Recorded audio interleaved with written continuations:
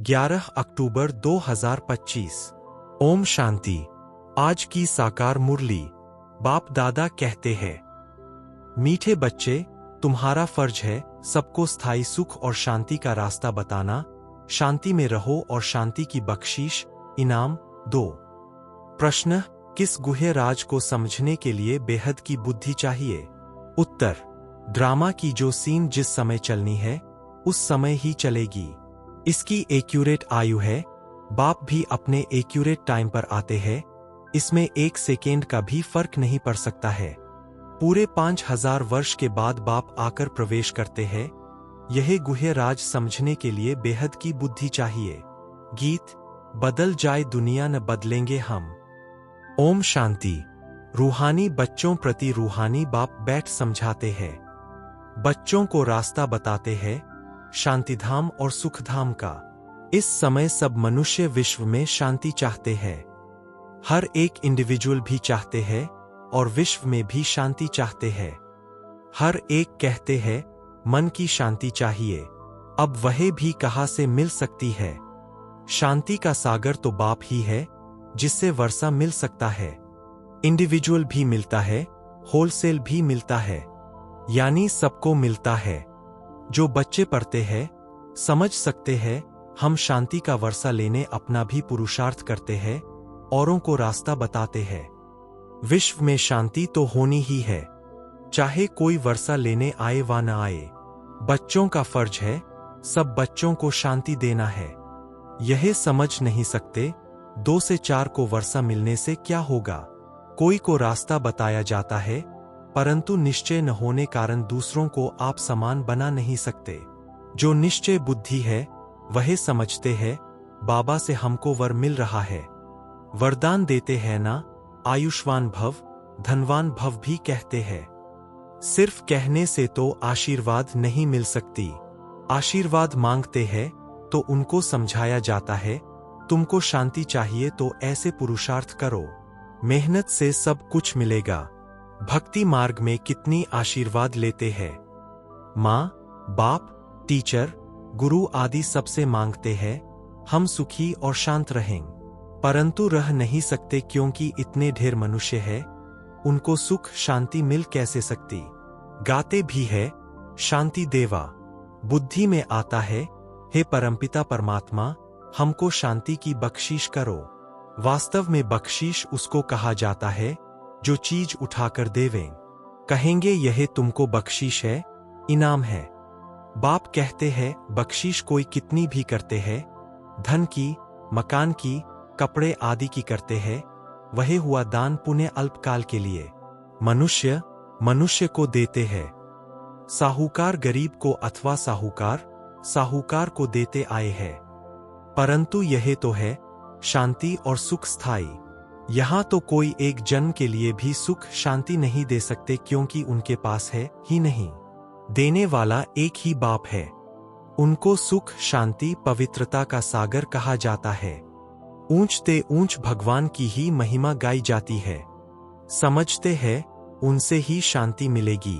फिर वह साधु संत आदि पास जाते हैं क्योंकि भक्ति मार्ग है ना तो फेरा फिराते रहते हैं। वह सब है अल्पकाल के लिए पुरुषार्थ। तुम बच्चों का अभी वह सब बंद हो जाता है। तुम लिखते भी हो बेहद के बाप से 100% पवित्रता, सुख, शांति का वर्षा पा सकते हो। यहाँ 100% पवित्रता, दुख, अशांति है, परंतु मनुष्य समझते नहीं। कहते ऋषि मुनि आदि तो पवित्र है, परंतु पैदाइश तो फिर भी विष से होती है ना। मूल बात ही यह है। रावण राज्य में पवित्रता हो न सके। पवित्रता, सुख आदि सबका सागर एक ही बाप है। तुम जानते हो हमको शिव बाबा से 21 जन्म अर्थात आधा कल्प 2500 वर्ष के लिए वर्षा मिलता है। यह तो गारंटी है। आधा कल्प सुखधाम, आधा कल्प है दुखधाम। सृष्टि के 2 भाग है, एक नई एक पुरानी, परंतु नई कब पुरानी कब होती है यह भी जानते नहीं। झाड़ की आयु इतनी एक्यूरेट बता न सकें। अभी बाप द्वारा तुम इस झाड़ को जानते हो। यह 5000 वर्ष का पुराना झाड़ है। इनकी एक्यूरेट आयु का तुमको पता है और जो झार होते हैं उनकी आयु का किसको पता नहीं होता है, अंदाज बता देते हैं। तूफान आया, जार गिरा, आयु पूरी हो गई। मनुष्यों का भी अचानक मौत होता रहता है। इस बेहद के झार की आयु पूरे 5000 वर्ष है। इसमें एक दिन न कम न जास्ती हो सकता है। यह बना बनाया झार है, इसमें फर्क नहीं पड़ सकता। ड्रामा में जो सीन जिस समय चलनी है उस समय ही चलेगी, हूबहू रिपीट होना है। आयु भी एक्यूरेट है। बाप को भी नई दुनिया स्थापन करने आना है, एक्यूरेट टाइम पर आते हैं। एक सेकेंड का भी उसमें फर्क नहीं पड़ सकता। यह भी अब तुम्हारी बेहद की बुद्धि हुई, तुम ही समझ सकते हो। पूरे 5000 वर्ष बाद बाप आकर प्रवेश करते हैं, इसलिए शिवरात्रि कहते हैं। कृष्ण के लिए जन्माष्टमी कहते हैं। शिव की जन्माष्टमी नहीं कहते, शिव की रात्रि कहते हैं, क्योंकि अगर जन्म हो तो फिर मौत भी हो। मनुष्यों का जन्म दिन कहेंगे, शिव के लिए हमेशा शिवरात्रि कहते हैं। दुनिया में इन बातों का कुछ भी पता नहीं। तुम समझते हो शिवरात्रि क्यों कहते हैं, जन्माष्टमी क्यों नहीं कहते। उनका जन्म दिव्य अलौकिक है, जो और कोई का हो नहीं सकता। यह कोई जानते नहीं शिव बाबा कब कैसे आते हैं। शिवरात्रि का अर्थ क्या है तुम ही जानते हो। यह है बेहद की रात। भक्ति की रात पूरी हो दिन होता है। ब्रह्मा की रात और दिन तो फिर ब्राह्मणों का भी हुआ। एक ब्रह्मा का खेल थोड़े ही चलता है। अब तुम जानते हो, अब दिन शुरू होना है। पढ़ते पढ़ते जाए अपने घर पहुंचेंगे, फिर दिन में आएंगे।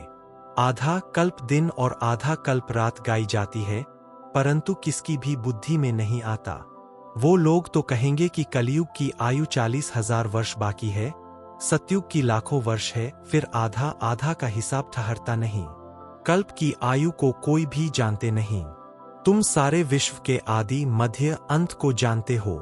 यह 5000 वर्ष के बाद सृष्टि चक्र लगाती रहती है। विश्व तो है ही, उनमें पाठ बजाते बजाते मनुष्य ही तंग हो जाते हैं। यह क्या आवागमन है। अगर 84 लाख जन्मों का आवागमन होता तो पता नहीं क्या होता। न जानने के कारण कल्प की आयु भी बढ़ा दी है। अभी तुम बच्चे बाप से सम्मुख पर रहे हो, अंदर में भासना आती है, हम प्रैक्टिकल में बैठे हैं। पुरुषोत्तम संगम युग को भी जरूर आना है। कब आता है, कैसे आता है, यह कोई भी नहीं जानते। तुम बच्चे जानते हो तो कितना गदगद होना चाहिए। तुम ही कल्प कल्प बाप से वर्षा लेते हो, अर्थात माया पर जीत पाते हो, फिर हारते हो। यह है बेहद की हार और जीत। उन राजाओं की तो बहुत ही हार जीत होती रहती है। अनेक लड़ाइयां लगती रहती है। छोटी सी लड़ाई लगती है तो कह देते अब हमने जीता। क्या जीता, थोड़े से टुकड़े को जीता। बड़ी लड़ाई में हारते हैं तो फिर झंडा गिरा देते हैं। पहले पहले तो एक राजा होता है, फिर और वृद्धि होते जाते हैं। पहले पहले इन लक्ष्मी नारायण का राज्य था, फिर और राजाएं आने शुरू हुए, जैसे पोप का दिखाते हैं। पहले एक था, फिर नंबरवार और पोप भी बैठते गए। किसकी मृत्यु का तो ठिकाना ही नहीं है ना। तुम बच्चे जानते हो हमको बाबा अमर बना रहे हैं, अमरपुरी का मालिक बना रहे हैं। कितनी खुशी होनी चाहिए। यह है मृत्यु लोक, वह है अमर लोक। इन बातों को नया कोई समझ न सके, उनको मजा नहीं आएगा जितना पुरानों को आएगा। दिन प्रतिदिन वृद्धि को पाते रहते हैं, निश्चय पक्का हो जाता है। इसमें सहनशीलता भी बहुत होनी चाहिए। यह तो आसुरी दुनिया है, दुख देने में देरी नहीं करते। तुम्हारी आत्मा कहती है हम अभी बाबा की श्रीमत पर चल रहे हैं। हम संगम युग पर है, बाकी सब कलयुग में है। हम अभी पुरुषोत्तम बन रहे हैं। पुरुषों में उत्तम पुरुष पढ़ाई से ही बनते हैं, पढ़ाई से ही चीफ जस्टिस आदि बनते हैं ना। तुमको बाप पढ़ाते हैं, इस पढ़ाई से ही अपने पुरुषार्थ अनुसार पद पाते हो। जितना जो पढ़ेंगे उतना ग्रेड मिलेगी।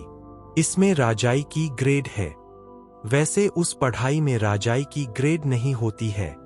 तुम जानते हो हम राजाओं का राजा बन रहे हैं, तो अंदर में कितनी खुशी होनी चाहिए। हम डबल सिरताज बहुत ऊंच बनते हैं। भगवान बाप हमको पढ़ाते हैं। कभी कोई समझ न सके कि निराकार बाप कैसे आकर पढ़ाते हैं। मनुष्य पुकारते भी है, हे पतित पावन आकर हमको पावन बनाओ, फिर भी पावन बनते नहीं। बाप कहते हैं काम महाशत्रु है। तुम एक तरफ पुकारते हो कि पतित पावन आओ, अब मैं आया हूं कहता हूं बच्चे पतित पना छोड़ दो, तो तुम छोड़ते क्यों नहीं। ऐसे थोड़े ही बाप तुमको पावन बनाए और तुम पतित बनते रहो। ढेर ऐसे पतित बनते हैं। कोई सत्य बताते हैं, बाबा यह भूल हो गई। बाबा कहते हैं कोई भी पाप कर्म हो जाए तो फौरन बताओ। कोई सच कोई झूठ बोलते हैं। कौन पूछते हैं। मैं थोड़े ही एक एक के अंदर को बैठ जानूंगा, यह तो हो न सके। मैं आता ही हूं सिर्फ राय देने। पावन नहीं बनेंगे तो तुम्हारा ही नुकसान है। मेहनत कर पावन से फिर पतित बन जाएंगे तो की कमाई चट हो जाएगी। लज्जा आएगी हम खुद ही पतित बन पड़े हैं, फिर दूसरे को कैसे कहेंगे कि पावन बनो। अंदर खाएगा कि हमने कितना फरमान का उल्लंघन किया। यहां तुम बाप से डायरेक्ट प्रतिज्ञा करते हो, जानते हो बाबा हमको सुखधाम शांतिधाम का मालिक बना रहे हैं। हाजिर नाजिर है, हम उनके सम्मुख बैठे हैं। इनमें पहले यह नॉलेज थोड़े ही थी। न कोई गुरु ही था जिसने नॉलेज दी। अगर गुरु होता तो सिर्फ एक को ज्ञान देंगे क्या। गुरुओं के फॉलोअर्स तो बहुत होते हैं ना, एक थोड़े ही होगा। यह समझने की बातें हैं ना। सतगुरु है ही एक, वह हमको रास्ता बताते हैं, हम फिर दूसरों को बताते हैं। तुम सबको कहते हो बाप को याद करो, बस ऊंचते ऊंच बाप को याद करने से ही ऊंच पद मिलेगा। तुम राजाओं के राजा बनते हो, तुम्हारे पास अनगिनत धन होगा, तुम अपनी झोली भरते हो ना।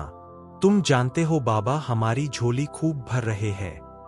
कहते हैं कुबेर के पास बहुत धन था, वास्तव में तुम हर एक कुबेर हो।